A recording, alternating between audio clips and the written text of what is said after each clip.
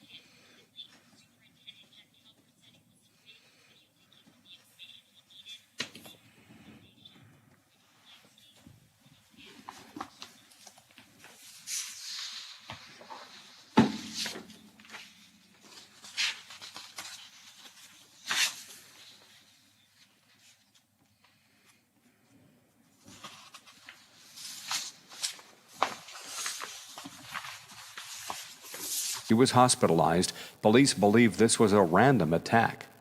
COSI, the popular science museum in downtown Columbus, reopened yesterday. It had been closed due to the pandemic since March of last year. I'm Dave James on the Ohio News Network. Calls and conversations continue in less than 3 minutes as the Watchdog Morning Show with Howard Monroe continues after this.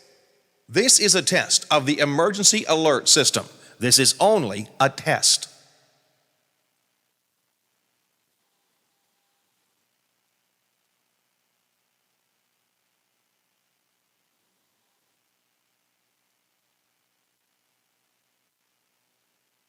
This concludes this test of the emergency alert system. If this had been an actual emergency, you would have been told where to tune for news and official information. WKKX serves the Wheeling operational area. I'm Andrew Saul, Commissioner of Social Security. Beware of telephone scammers pretending to be government employees. Real Social Security employees will never threaten you. Callers threaten.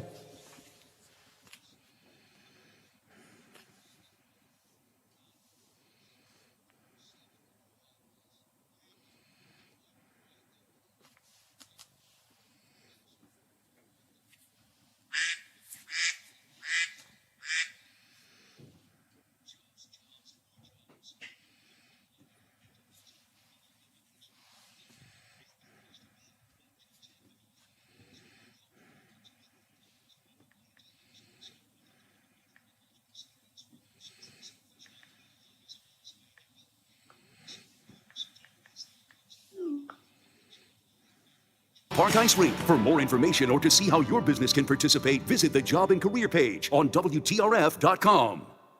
Plumbers and Steam Fitters Local 83 want to thank the owners and contractors of the Ohio Valley for using their locally trained workers to help build for the future. Local 83 helps design, fabricate, and build the gas infrastructure for the oil and gas industry here in the Ohio Valley. Plumbers and Steam Fitters Local 83 is 300 members strong and growing. They also do residential, commercial, and industrial work on both sides of the river. For more information, call Plumbers and Steam Fitters Local 83 at 304-233-4445. Over the years, you've brought opioids into your home. They helped when you were in pain, and you held on to them just in case. But holding on to opioids puts your family at risk. Learn more at www.fda.gov/drug disposal. For all of your IT needs, visit OmniPerforms.com. Omni Strategic Technologies, the only IT company that the Watchdog trusts. Hello, everyone. From the Watchdog, I'm Darnell Foster with a look at your local weather forecast for your Friday. Mostly cloudy skies with a widely scattered shower. Daytime high near 80 degrees. Overnight low mainly clear with temperatures near 61 for the low. Mostly sunny skies for Saturday. Highs returning into the mid to upper 80s. Have yourself a great day, everyone. From the Watchdog, I'm Darnell Foster. The views and opinions expressed on the following program are not necessarily those of this station or its sponsors. Today, it's National Cheese Day. National Cheese Day. Who's ready to join the cheese revolution? Did you listen to my show today? Real cheese. You heard it yet, dude? Of course I've heard it. It's cheesy. You're cheesy. Cut the cheese. Gouda. Kraft singles. Goat. Swiss. Parm. American cheese. Blue. Pepper jack. Cheddar cheese. Ricotta. Pizza cheese. Oh, happy National Cheese Day. It's showtime. Hit it.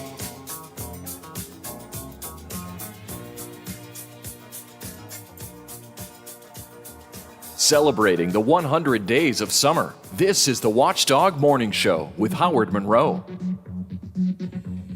It is day number 5 of the 100 days of summer, kicking off a warm, hot weekend, actually hot and muggy for the weekend.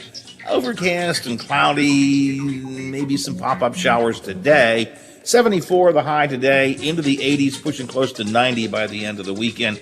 But going to be a good several days, so it looks good. 64 degrees at the Wheeling, Ohio County Airport, and it's cloudy. 66 degrees here at my home studios in the Elm Grove section of Wheeling, and 65 at the Robinson Auto Group Studios downtown Wheeling in the heart of the Ohio Valley. 9/11 here on the Watchdog Morning Show. Biffy, we keep talking about how certain things will be different after the pandemic, and, we kind of changed around. Everybody changed some things during the pandemic. A new poll is out that says a lot of Americans say they forgot to drive. They've forgotten how to drive during the pandemic. Stayed at home the whole time, never went anywhere. They've forgotten how to drive. 46% of the people surveyed say they have been on the roads less during the pandemic. And of that 46% who have been on the road less, 37% say they have forgotten how to drive completely. Now, you haven't stopped driving during the pandemic. I did for a period of time because we just were basically here at the house. But the first time I did get in the car to drive by myself, I was like, okay, I think I remember this. I think I remember how to drive. You look down, there's the gas. A lot of people are saying. You look down. Saying they forgot. You get in, you look down, there's the gas pedal, there's the brake, there's where the key goes. okay, I think I'm good. Turn on. Yeah. Hit gas. Hold the wheel. Go. Turn and go. That's pretty much. 34% of the people surveyed said they would be willing to take a driver's ed course to get back into the swing of things. Again, first time I got behind the wheel of a car several months ago after being out of it for a while with the pandemic. I was nervous. I mean, I was like, okay, just remember how to do this. Don't hit the gas too hard, whatever.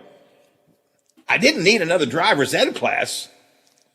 Now, there are a lot of people out there who need a driver's ed class, but that has nothing to do with the pandemic. You know what I'm saying? Yes. And while we're at it, are you a good parallel parker? No. Yeah, I can, but I'm not a big fan of it. If I have to parallel park, I will.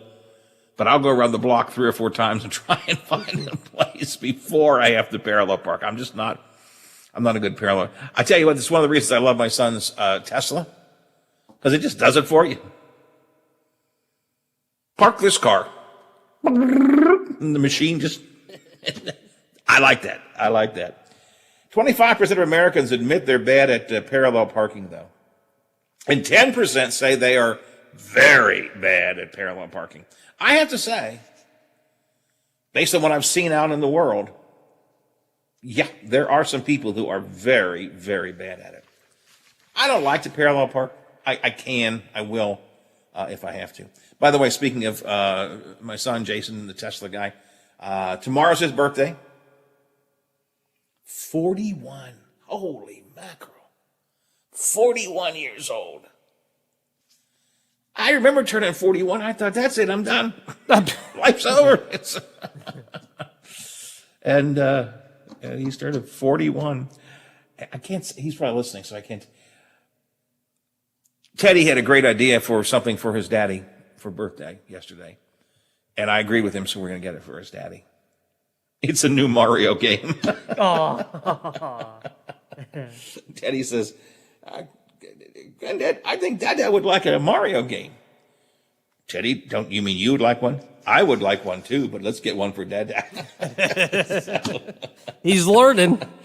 He's learning, exactly right. All right, 9:15 here on the Watchdog Morning Show. Welcome to the show, as always, on Friday from the local newspapers. John McCabe is here. Good morning, Mr. McCabe. Good morning. So you have me extremely concerned to drive now if many people like you have forgotten what to do when they're behind the wheel. And in cars that are so easy to drive, it's not even funny. I mean, Howard, I'm losing faith in you, Howard, by the minute. No, I mean, it just took me a second. It's like, okay, I haven't driven for 6 months, so, you take just a little time. But 37%, 34% say they think they might need another driver's ed class. Holy mackerel. I wouldn't want to take the driver's ed class again. I really wouldn't want to take the driver's test again. Not the test itself, the driving part. Well, the driving part, sure. But it's like anything in life. When you go to the test and it says, you come to a 4-way stop and there's, an ambulance and a police car, you and a postal truck. Who has precedence? Well, in my mind, I'm running into the postal truck to make way for the ambulance, That's just the real world, not some stupid test. But if I remember correctly, I think technically speaking, the postal truck might have the right of way because it's it's important. It's a federal vehicle. So, whatever. Well, I wouldn't want to take, and I wouldn't even want to take the driving test. Not that I can't drive. It's just, they can get very particular about how you drive. Oh, sure. They probably don't take well when you cut turns real sharp and you roll through stop signs and everything else. That's a stop sign. Well, I think the stop sign kind of means pause. Ooze. It's like ooze. Just ooze. Yeah. Exactly. So no, I wouldn't want to take it either. I mean, you'd have to really concentrate to take it again.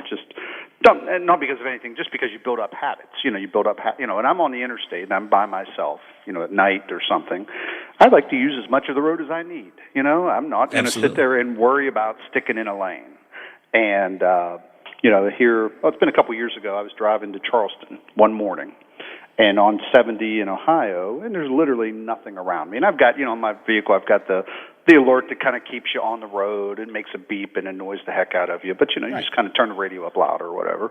But I remember I'm driving, doing the speed limit, 71 miles an hour or so, and no cars within sight of me. And I look in my rearview mirror, and here's a Ohio State trooper rolling up behind me, doing 200 miles an hour because, 10 o'clock in the morning, apparently I'm impaired. Well, I saw you swerve out of the lane. And I said, well, did I? What are you talking about? And it's just, but that's just, I like to, I'm not going to sit there if nothing's, now, if I'm in traffic, you take a little more time and you pay a little better attention. But, police officers, it's a bad way to put it, huh? Everybody likes them until you get pulled over. Exactly. Early on in my driving career, and I mean, like I had just probably passed the test. I was 16, maybe. And I was going with a group of guys, and we were going to a bowling tournament in, I think it was Parkersburg, and I was driving. And because we were a bunch of guys, we had not yet found beer. So we were driving. We all had RC Cola. We're all drinking bottles of RC Cola in the car. And I'm driving, and it was night, and I think we were coming back, actually. And all of a sudden, and I remember this, the cop says to me, I said, yes, sir, what's the problem? And I know part of what it was he's, we're sitting in the car drinking, so sure, RC Cola, but that didn't concern. But I remember the line, he said, sir, there's 100 feet of road here, and you have been on every inch of it. Because he was like, yeah, let's stay over here for a while, go over here for a little bit, So yeah, that's a good point. 9:19 of the Watchdog Morning Show. Before we get to the serious stuff, Biff, I want to ask you a question. Okay. John and I were talking off the air this week. And John said to me, oh, well, I noticed your opinion on something on the air. I think you're coming over to the dark side, meaning his side.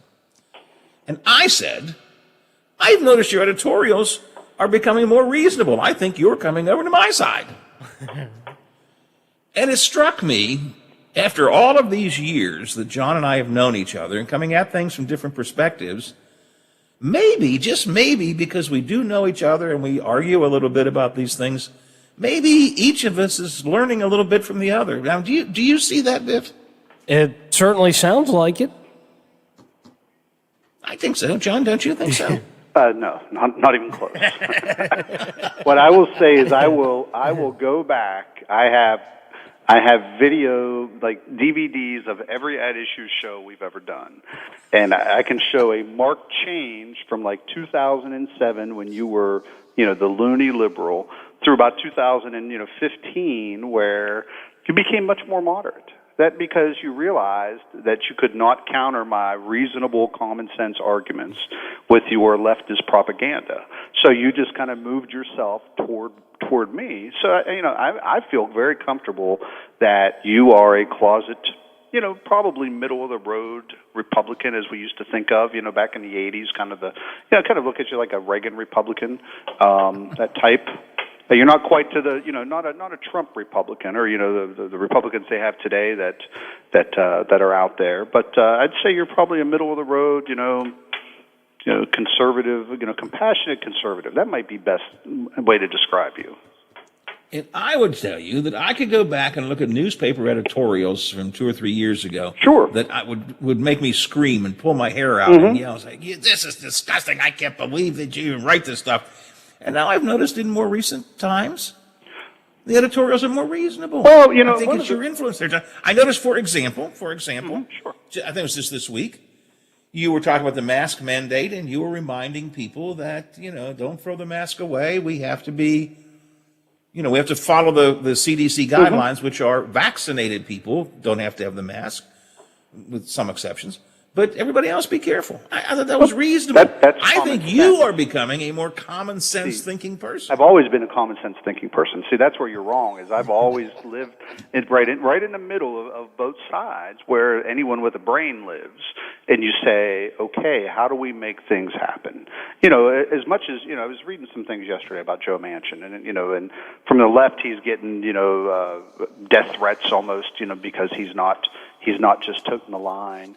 But you know what? That's what he's supposed to be doing. People forget how this country came together. It didn't come together by, people gravitating toward one side or another. As you know, and as I know, and as anyone who studies any history, even just recent history, the last 40, 50, 60 years, you show your bluster in front of the cameras and in front of the reporters, and then you go behind closed doors and you pour yourself a scotch, and Tip O'Neill and whoever sit down and they work out a deal.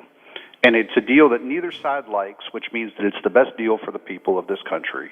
And everybody goes forward, and that's just how things were done. And now they don't, both the two sides don't even talk about. It's great to see Senator Capito, kind of just emerging as one of maybe the leading voice in the Senate right now for the Republicans, not just on this infrastructure deal, but just as a voice of saying there's got to be a better way to do this. Human investment is not infrastructure as we typically define it. If you want to do these things, do them separately. That's fine. Let's put together first a package that people will accept, that both parties can accept, and neither party's going to be happy with. But so there's flashes of that, but not as much as there's not as. It's just not there like it used to be. Again, you used to have the bluster, and then people would go behind closed doors and figure things out, and life would move on. And now we're just at this partisan impasse on almost every single issue. And it just gets to be tiring. I'm so tired of it, it's not even funny. I mean, I don't enjoy it at all. But one of the reasons I brought up, seriousness, that sometimes I think you and I are getting closer to each other or listening more carefully to the other person is because we've gotten to know each other over the years. And I think that's what's missing. Dave McKinley brought this up years ago. He said, if we would, and I think he actually did this a couple of times. He said, if members of Congress, Democrats and Republicans both, would go together to a ball game, have a beer, have a hot dog, watch a game, get to know each other, maybe by the time we sit down to talk about issues, we would have more respect for each other. And I think that was kind of the point I was getting to with you and I. I mean, I do think that we tend to listen to each other a little bit more than we used to. Sure. And you learn from that. Again, there are people in our community who I think their politics are so far out of line and so far away from what a normal person, common sense person should think. But you know what? I can sit down with. I feel I can sit down with anyone, and you can too. You probably get a worse rap than I do, particularly among conservatives who don't know you, who say, "Oh, Howard, he's so far out there," and I sit there and say, I actually defend you, which always surprises me. But I sit there, he's not. I mean, that's part of a. I'm not going to say it's part of a shtick because it's not really that. I mean, it's who you maybe are personally. And in the most ideal situations. But, much like me, when you sit down and you have lunch with someone at Generations or the Alpha or wherever else, you understand where people come from and that they're not, again, everybody gets lumped into, if you're a conservative, you're, just an evil billionaire. If you're a liberal, you don't want to work and you just want to sit home and collect money. That's a real broad generalization, but you know what I'm saying. In point of fact, that is exactly what we have anymore. Yeah. Is we all go to our far corners and then we demonize the other side as if everybody who is not willing to take a job right now or isn't coming back, they're a bunch of lazy bums suckling at the teat of the federal government. That's not true. There may be some. There are others who have other reasons.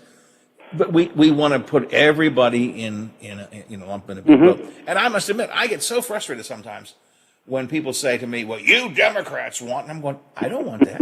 I don't know why you said that. I don't want that." Whatever it might be. So, but I think my point was, when people get to know each other more as people, it's easier then to look for the compromise. And we don't have that right now on Capitol Hill. Yeah, even in West Virginia, we don't have it really, not very well, and it's part of what's really one of my bigger concerns as we move forward is again, people are we figured out as a nation for the most part how to work remotely, and now as businesses are reopening and want to bring people back, there's a bigger pushback, and I understand there are a lot of different reasons why that pushback might be there and different circumstances. But I was just reading something this morning talking about kind of the I'm not going to call it corporate culture, but kind of the office camaraderie, the kind of the guidelines for the in any business for why you do what you do. The people who have been remote for the last year understand that, and they went home knowing their coworkers and knowing how things were done.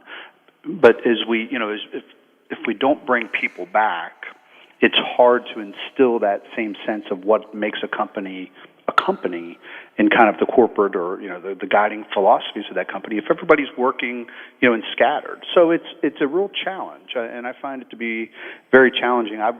We brought people back, and our again, in our business, I think it's very important that people are in the office and out covering beats. It's hard to be a good reporter if you're sitting at home trying to do everything over the phone. And again, not that it can't be done, but it's just a matter of face-to-face is where it's important for everything we do in life. So I don't know if that really said anything worthwhile there. Probably not. But it really is an interesting I think your dilemma. point's well made. And, speaking of reporters and seeing people face-to-face, if you do an interview over the phone or over Zoom, you have your questions, they give you your answers, Sure. You've got a story. When you go out and talk to someone in person, at least this was always the case when I was working in the field, you go out, you ask your questions, you get your answers, your story is done, and then you kind of BS for a couple of minutes. Mhm. And that's Right. how you build relationships. And that I think you're good, well made. Look, I need to do a break. Yep. So let me do that. We'll come back in a minute or two, talk about a couple of other things. Looks like the Bluefield State College issue has kind of faded away. We'll talk about that. The big bridge work that everybody was concerned about has kind of faded away. We'll talk about that. All of that's coming up here on the Watchdog Morning Show. It's almost 9:30. The Metro News Update is brought to you by Thomas Auto Centers, Mall Road, St. Clairsville. Get the best deal at Thomas Auto Centers. West Virginia Metro.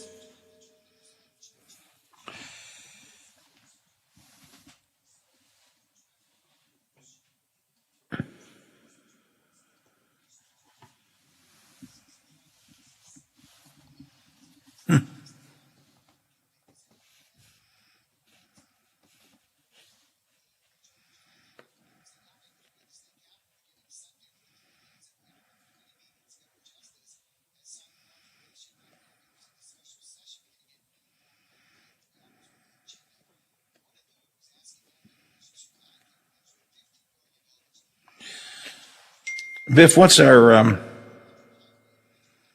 spot situation going to be? How long does this have to be? Okay. Okay.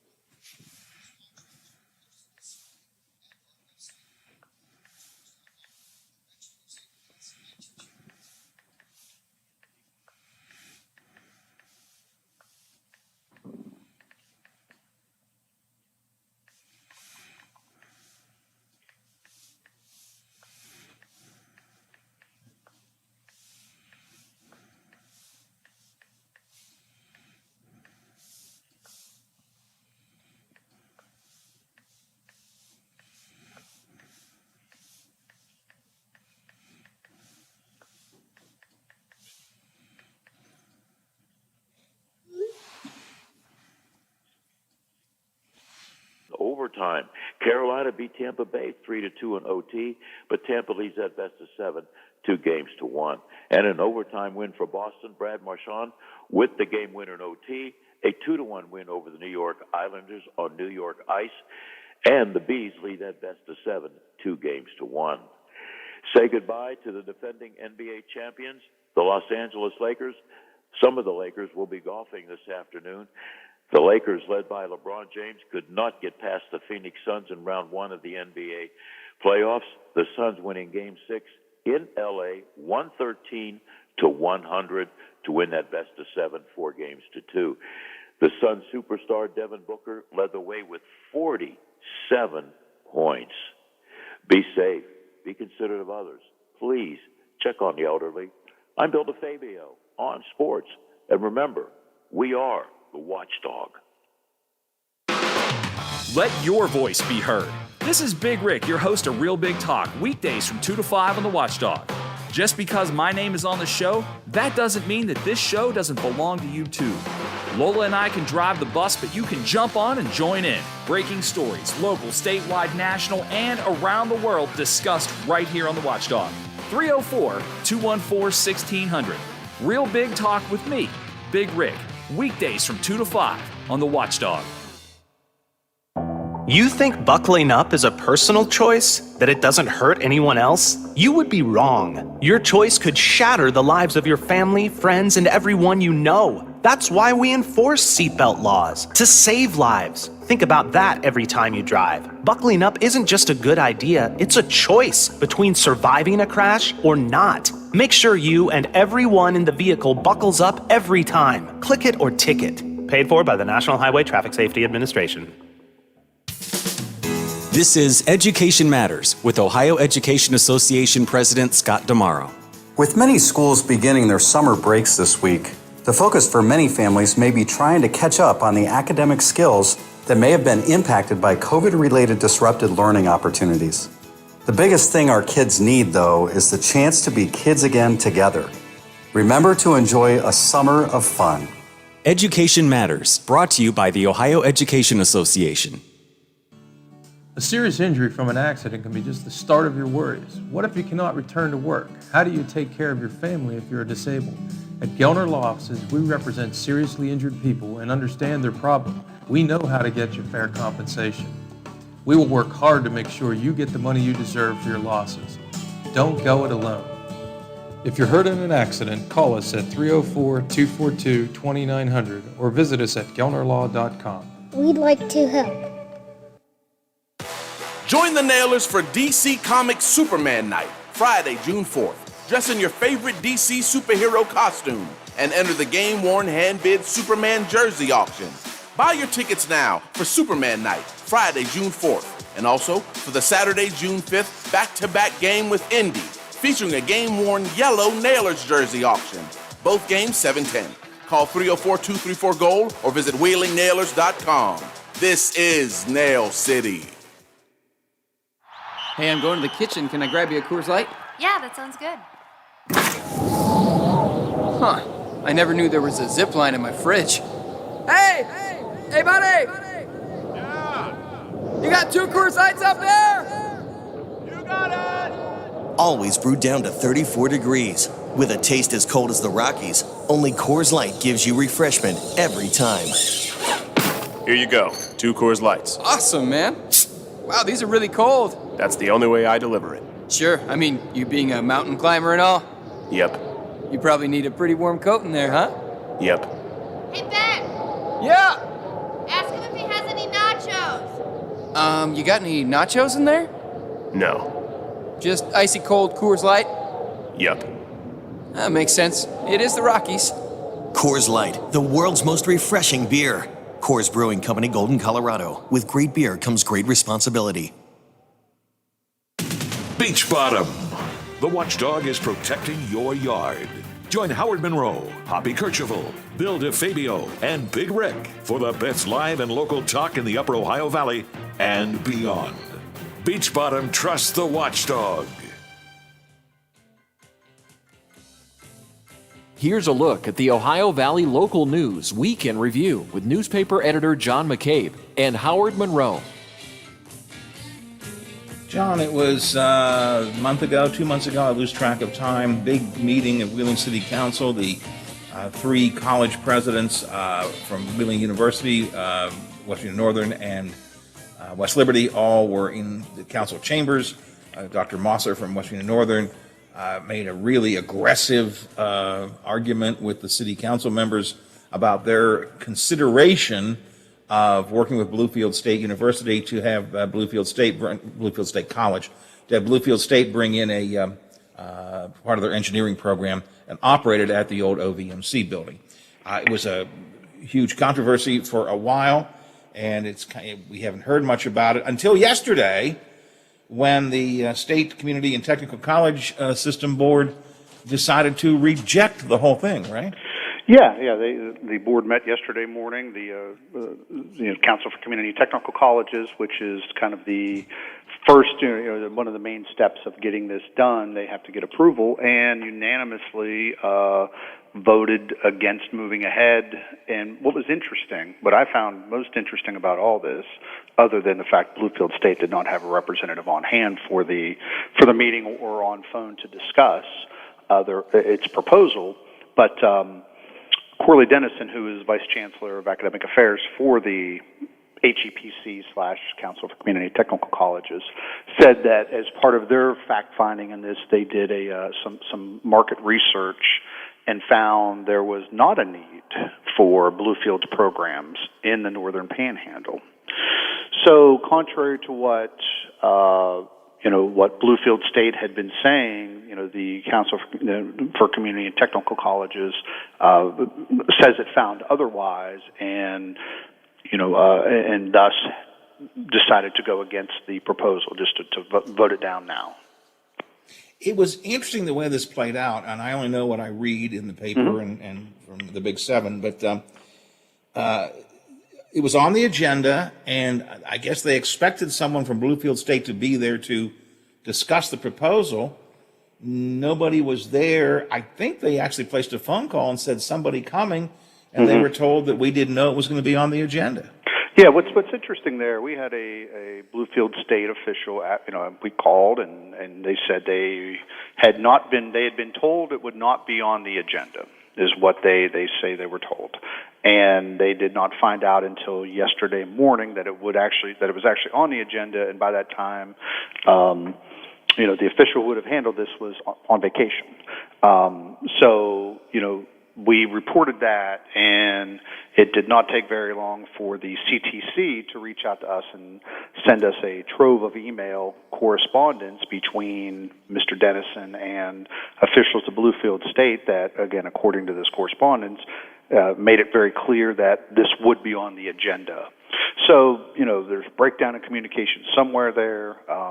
But in the end, Bluefield State did not have a representative at the meeting. It initially was recommended to be tabled because they didn't have anyone there.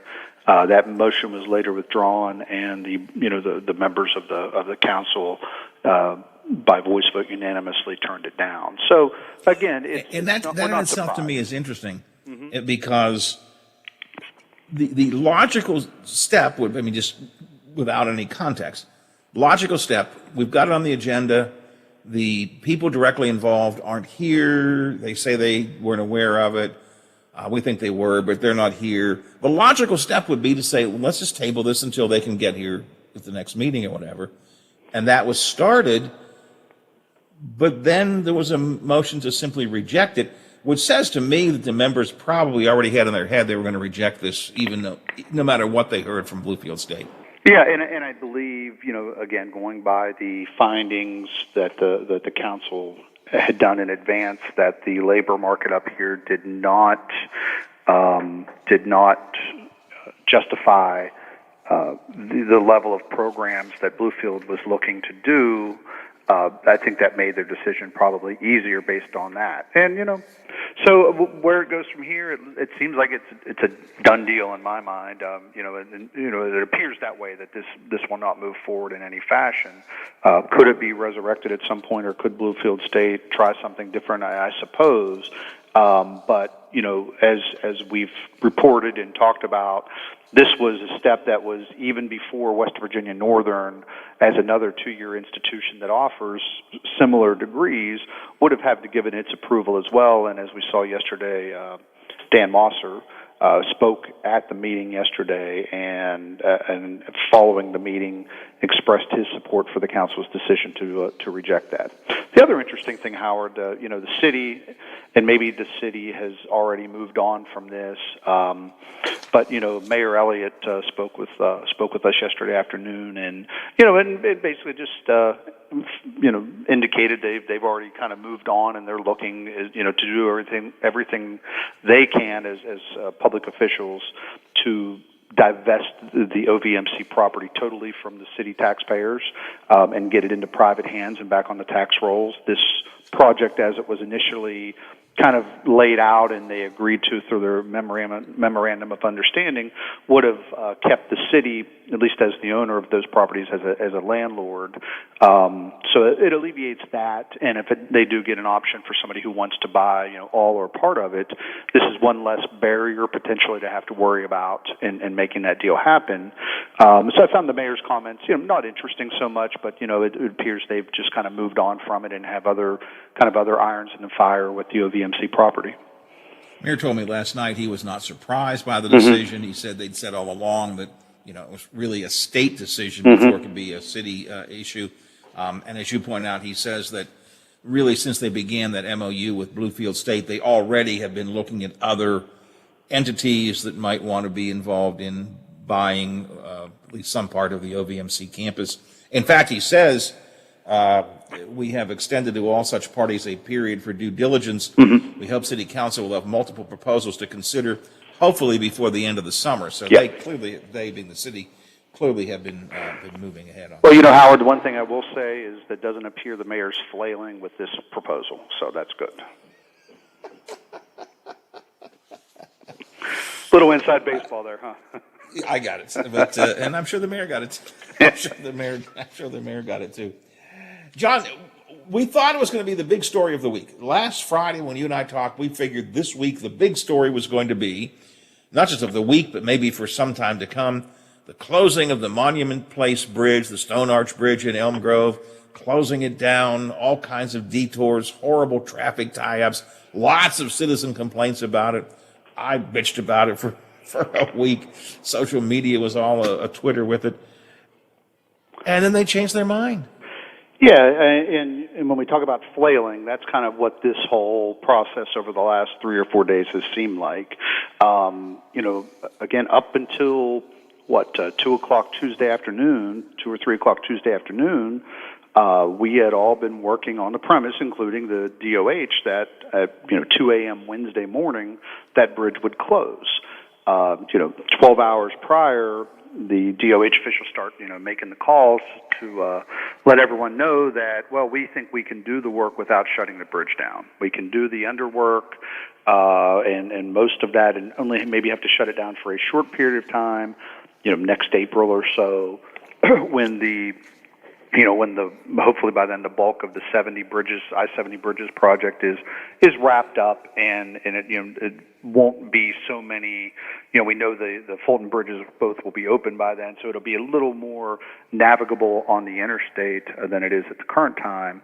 But it really, good for the folks in Elm Grove, good for the folks who work at Wheeling Hospital who have to come, down through Bethlehem and commute, and we're, trying to find back ways, and hopefully everyone trying to avoid that 5-point intersection at Junior Avenue. But it really did kind of seem odd that after saying over multiple times that it had to shut down now for the funding to be there, for the work to get done the way they needed it to, that they that they changed their mind. And trust me, I'm glad they did. I think everybody should be happy they did. But it really was just kind of an odd sequence of events and announcements that led up to that being delayed. That being changed. I'm sorry. It's really hard for me to figure out, did they listen to the voice of the people? I guess they did. I think they must have heard so many complaints, public and maybe private, that they just felt they needed to make a change. And I guess I commend them for listening to the voice of the people. What is interesting to me, though, is if you read the press release that the Department of Highways sent out, the argument is that really this is a better way to do it anyway. Mm-hmm. Well, if this was the better way to do it, why didn't you just do it this way? Well, yeah. That's really the question I think that really sticks out there, and no one has been willing to answer yet. If you kind of know that this was the right way to do it, why wasn't this the plan from day one? But who knows? Again, I mean, if they listen to the voice of the people, that's great. I commend them for that. Do point out that they are going to close the bridge, but not till April of next year. And they are going to they are starting work on the bridge. They're working underneath the bridge right now. I noticed that yesterday. So the work is actually underway, and we'll probably see a little bit of traffic tie-up in the Grove as this work progresses, but nothing like shutting the bridge down. But they will do that come April of 2022, at least assuming that everything stays the same. Yeah. But it's just, you just thankfully, have to wonder, and I wonder all the time, I don't mean to be so critical. I'm not trying to be critical of the Department of Highways, but do they ever stop and begin with the premise, how does this affect the public? It's as if sometimes they put their projects together for their own convenience and timetable and so on, and don't always ask the question, but what's this going to do to the public? And that's a good question. I mean, we have starting, I believe it may be starting Monday or maybe the week after Monday. I don't remember exact dates on it. But, here soon, it may not be Monday, but here soon, if you're coming from Ohio on 70, the ramp that goes to downtown will be closing on the Fort Henry Bridge. So that's going to take traffic across, through the tunnel. If you need to go to Wheeling Hospital, we'll just say since we mentioned that earlier, you're going to have to go through the tunnel on Route 2 to 16th Street, goes, 16th Street to, you can't go to Main Street right now because most of Main Street's closed, so you're going to have to go, or Market Street, I'm sorry, most of Market's closed. So you're going to have to go to, Chaplin Street probably, turn on to Chaplin, and work your way along Wheeling Hill. And Chaplin will probably be the detour there, but it's going to be, if you, again, are going to Wheeling Hospital, that's going to add, time to your commute. It's going to put you in, in downtown streets that are, with a lot of stoplights, and again, understand the necessity of it, but it's just the timing is, again, traffic is really heavy right now. Traffic on 470 is really heavy right now because of all the trucks detouring, thankfully, but it's going to be a challenging detour for people to navigate. And, especially if you're trying to get to the hospital or just headed any point east. So even if you're going to going to downtown, the upper part of downtown, I mean, right now you can get off 70 right in downtown, right there above 10th Street. But once they close that ramp, and I can't remember when it is, but it's coming quickly. Yeah, it's sometime in June. I'm pretty sure. Then you have to go through the tunnels, but you can't go all the way on 70. You go through the tunnels, have to get off at what I call the 16th Street ramp or Route 2 ramp, swerve into 16th, go around there off at 16th Street in 16th Street in Wheeling, and then traverse wherever you're going from 16th Street. So if you were going to, our radio station, for example, you normally would just get off at downtown, that exit, drive, a block down, there you are. Now you're going to get off at 16th Street and work your way back. And I will say, and again, there's nothing you can do about this, boy, that traffic backs up something terrible through Fulton anymore. It does, yeah. That's part of the problem, and the biggest issue, I don't know if you've tried it yet, but, trying to get from, like when you're at Perkins and if you're headed to 70 West, trying to turn in, to the ramp there by the Med Express and between Med Express and Perkins can be very difficult at times, not because of anything other than you're crossing two lanes of traffic. There's a lot of traffic there. People are less than, after they've been sitting in a line of traffic for 10 minutes, 5-10 minutes, are less than likely to let you go, willingly. Now, if it's, if traffic's backed up, they'll keep a lane open. But I sit there and I look at some of those things and I think, why don't we have, at the busy times of day, why don't we have a city police officer out there helping direct traffic? Put a temporary light there. They can put whatever one of those mobile yeah. lights there.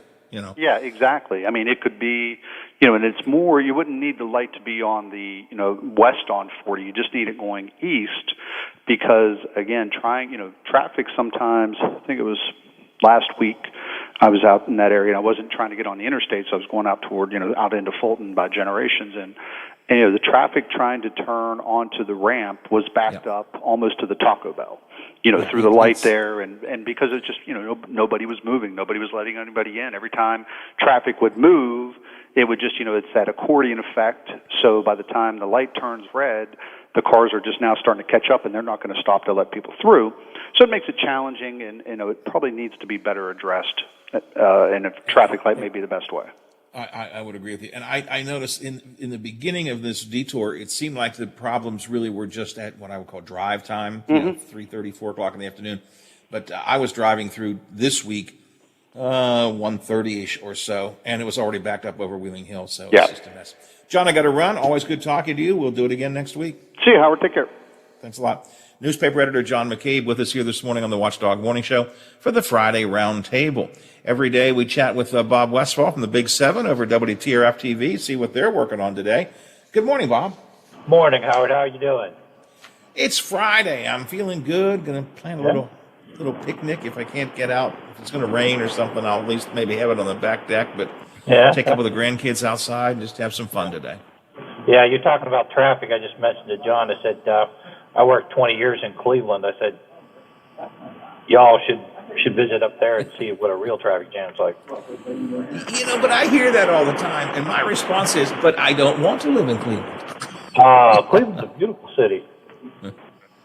Actually, I do like Cleveland, but for traffic purposes, one of the reasons I like being here is because we don't have traffic, and yet now we do. But it's all for the good. In the end, it'll all be better. Yeah, what doesn't kill you makes you stronger, right? Exactly. Could make a song like that, I think.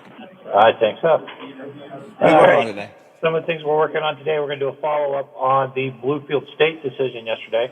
We're going to talk to Mayor Elliott. As you know, the CTC decided yesterday not to allow Bluefield State to have a campus here in Wheeling. The decision was made yesterday morning during a meeting of the CTC. We're going to talk to Glenn Elliott here shortly, find out what the city is planning. He had an interesting statement yesterday for us, dealing with OVMC and the campus up there. So we're going to be interested in following up on that. So sounds like some good things are coming to that area, or at least possibly. So we'll have an update on that situation today as well. I'm sure you'll follow up on it. The mayor told me yesterday that they've got some things they hope might come to fruition even as early as this summer. So that could be good. That'll be interesting. So we'll have that. DK is working on that story today. Going to follow up on the stabbing last night at the Northern Regional Jail. I believe 3 people involved, 3 inmates. No guards were injured. So we're going to follow up on that. And we've taken a lot of calls here in the newsroom on situations down there. So it's we're going to talk to a couple of the people, a couple of the guards that are no longer guards there about that situation. So we're going to try and update that story. That was an interesting end to the news day yesterday. So we'll have that.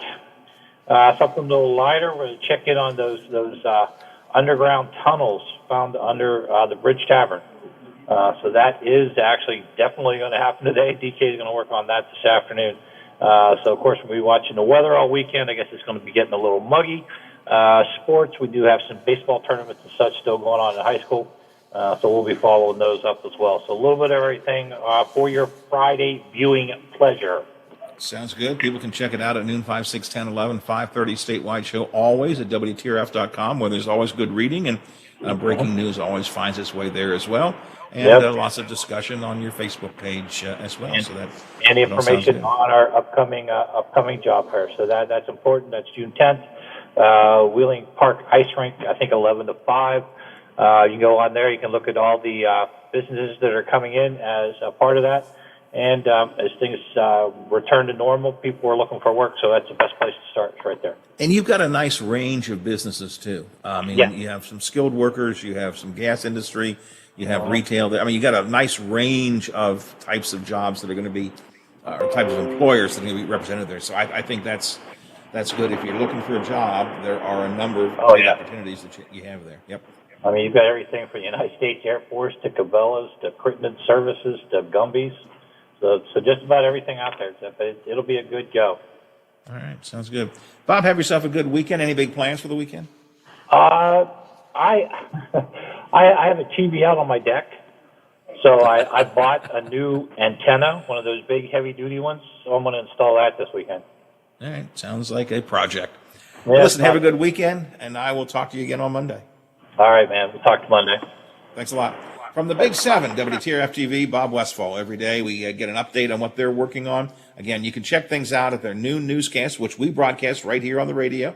12 o'clock noon, live at the anchor desk of WTRF TV. Their 5 o'clock newscast, we carry that for you live in its entirety. The 5:30 statewide show, you can catch that here on the radio as well. Certainly watch it on TV, but if you can't get to your TV set, listen on the radio. Then, of course, they have the 6 o'clock newscast, the 10 o'clock newscast, the 11 o'clock newscast. Always good stuff. And it's always at WTRF.com where the news resides. Should point out today it's a Friday, so you know what that means, Biffy. Donnie G. Yeah, this is Dance with Dr. Donnie G coming up today from noon until 2 on AM 1370 and FM 97.7. Let's see. John Marshall's athletic director will be in. Some folks will be in to talk about the McMecken Volunteer Fire Department steak fry coming up. Let's see. Unique Treats by Jackie will be on. She's in Bel Air, and she'll be talking about her new business. And, of course, because Donnie likes to eat like I do, they'll be sampling some of her fine treats. Let's see. Eric Buzzard in to talk about the assessor's office in Marshall County. So some of what's coming up today. Dancing with Dr. G, noon until 2, AM 1370 and FM 97.7. Monday, we'll talk about fireworks in Wheeling. The city council is looking at tightening up the fireworks ordinance. We have one already, but some council members think it's not being enforced enough. It should be more stringent. We'll talk about that coming up on Monday and much more. But for now, good Lord willing, creeks don't rise. Bat phone doesn't ring. Don't get impeached. Don't retire. Ticker keeps on ticking. Don't overeat. And Teddy says, it's okay. You can go back to work on Monday, Granddad. I'll be back Monday morning, 7 o'clock, another go around of the big gig. Are you back with me, Brother Biff? Back Monday, ready to start another week. We will keep on doing it until we get it right. That could be a long time. Indeed.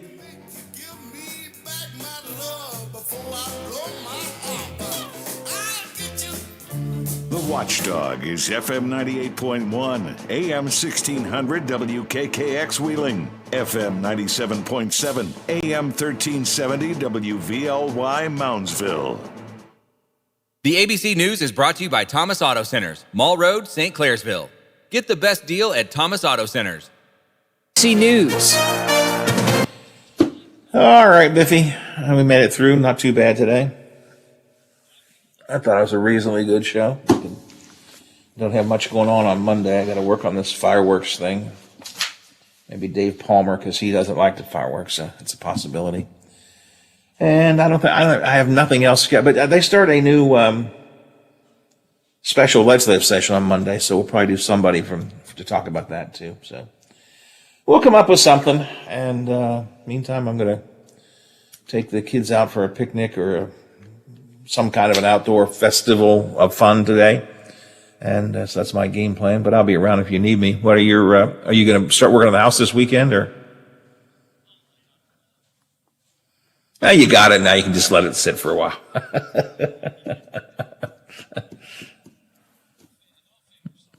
Yep. All right.